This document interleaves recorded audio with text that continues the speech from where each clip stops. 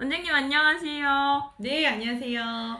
오늘 제가 수업을 센터에서 진행을 하고 왔는데요. 수리하나 마스카라를 할 때 회원님들이 손목이 너무 아프다고 몇 회 안 했는데 풀어내고 하시니까 어떤 분들은 땀을 뻘뻘 흘리시는데 어떤 분들은 뽀송뽀송하게 나가시더라고요. 제 입장에서는 몇 회 하지도 않았는데 아파하는 게 엄살처럼 느껴지기는 했는데 이게 도대체 얼마나 아파서 자꾸 풀어내는 걸까요? 우선 자극을 느끼는 정도는 사람마다 워낙 편차가 크기 때문에 강사의 기준에서 봤을 때는 더 할 수 있을 것 같은데 조금만 더 참아보지 이런 욕심도 생길 수 있고요. 그냥 좀 엄살 부리는 것 같아 이런 마음이 조금씩 들기도 할 텐데 우리가 처음 요가라든지 필라테스 이 과목에 입문을 했을 때 돌이켜 보시면 그때 우리는 손목도 아프고 어깨도 아프고 이런 경험들을 많이 하셨을 거예요. 자, 그때는 이제 정렬이 몰랐으니까 그래서 내가 편한 대로 쓰다 보니까 그래서 더 아팠던 경험도 있었을 거고 그 기억을 더듬어서 봤을 때 평균적으로 보시면 초급자의 30초는 상급자의 또는 오래된 수련자의 3분과도 같다라고 보시면 됩니다. 그래서 이 분이 나는 이런 자세를 했을 때 이제는 너무 시원하고 편해 이렇게 되기까지는 결국에는 내 인생에 내 나이에 10분의 1을 투자하시면 그 단계로 가실 수가 있거든요. 그때까지는 선생님이 좋은 지도력으로 조금씩 더 가동 범위도 늘려가고 단계도 나아갈 수 있게끔 그렇게 케어를 잘 해주시면 좋을 것 같아요. 그렇구나. 그러면은 회원님들이 다운독을 할 때 분명히 허벅지 뒤쪽이나 하체가 아프셔야 되는데 손목이 아픈 이유는 뭘까요? 첫 번째로는 제일 중요한 건데 정렬이 안 맞아서 그렇겠죠. 본인이 다리 쪽이 너무 많이 당기다 보니까 계속 자기도 모르게 피하려는 패턴을 쓰게 되고 그러다 보니까 내가 익숙한 방향대로 몸을 쓰다 보니까 엎드려 뻗쳐 자세라든지 그런 식으로 해서 손목과 어깨에 부하가 많이 걸리는 쪽으로 자꾸 변형을 하실 거예요. 그래서 선생님 보셨을 때 먼저 정렬을 먼저 체크를 해 주셔야 되고 그 정렬 중에서 가장 먼저 한번 보셔야 되는 게 이 손입니다. 인체의 주름은 결국에는 그 상태를 말해주는 그 시그널이라고 보시면 되거든요. 그러면 손을 짚었을 때 여성분들은 대부분 보시면 손을 이렇게 오므려 가지고 하시는 경우가 되게 많아요.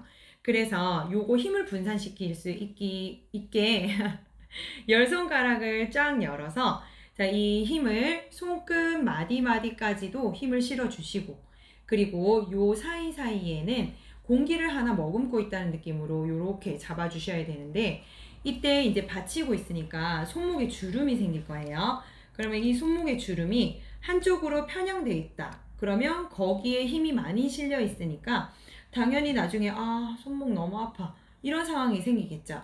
그래서 이 어느 쪽으로 손목이 주름이 많이 잡혀 있는지 보시고 기본적으로는 두 번째 손가락이 정면을 본다라고 생각하시고 자세를 잡아주시면 되는데 또 사람의 관절 상태라든지 그런 것들에 따라서 조금 그거보다는 약간의 유동성을 줘야 되는 경우는 있습니다. 그래서 손목이 주는 좌우의 주름의 상태를 보시고 요거를 맞춰주시면 돼요. 하지만 기본적으로는 두 번째 손가락이 앞을 본다고 생각하시고 오므리지 않도록 그렇게 지도해 주시면 좋을 것 같아요. 그렇구나.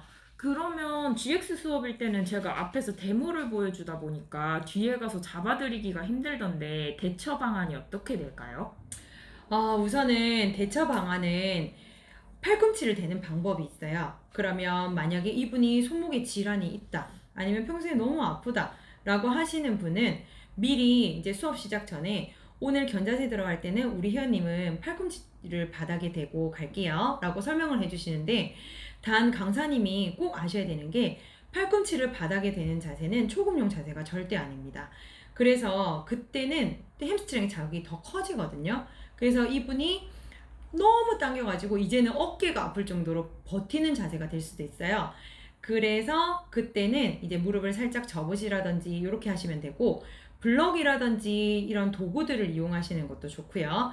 그래서 이제 팔꿈치를 바닥에 댄 상태에서 견자세, 뒤쪽이 너무 많이 당긴다면 무릎을 살짝 접어주는 걸로 해서 우선적으로는 척추의 엘롱게이션을 일으켜서 내 어깨와 손목 그리고 척추 간 사이사이가 조금 편안해질 수 있게끔 그렇게 먼저 해보시고, 이때 단 전제가 다리는 조금 당긴다는 느낌이 있어야 되겠죠. 그 상태에서 본인이 할 수 있는 선에서 서서히 무릎을 조금 뻗게끔 그렇게 유도하는 방식이 있어요.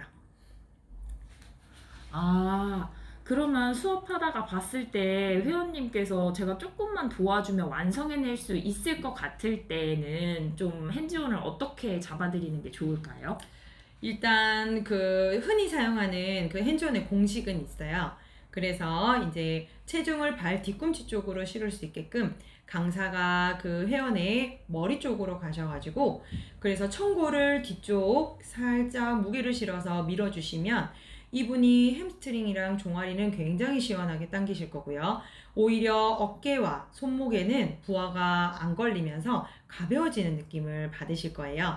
그래서 앞서 말했듯이 손목이 아프다 이렇게 하시는 분들은 그런 식의 핸즈온을 주셔가지고 이분이 조금 더 편안한 상태로 수련을 할 수 있게끔 해주는 방식이 하나가 있고요.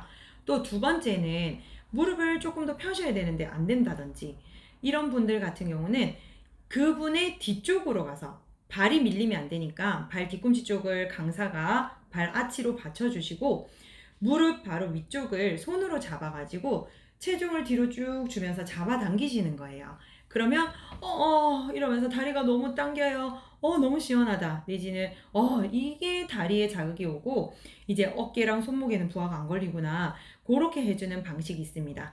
근데 항상 핸즈온이라는 거는 명심하셔야 되는 게, 우리는 마사지사라든지 그런 사람이 아니기 때문에 이 사람을 내가 마사지라든지 아니면 과도한 핸즈온으로 어떻게 몸을 만들어내겠다라는 욕심을 버리셔야 돼요. 강사는 20% 내지는 10%, 강사의 개입이 없으면 없을수록 좋고요. 이분의 역량을 끌어내게끔 하는 것이 강사의 역할입니다.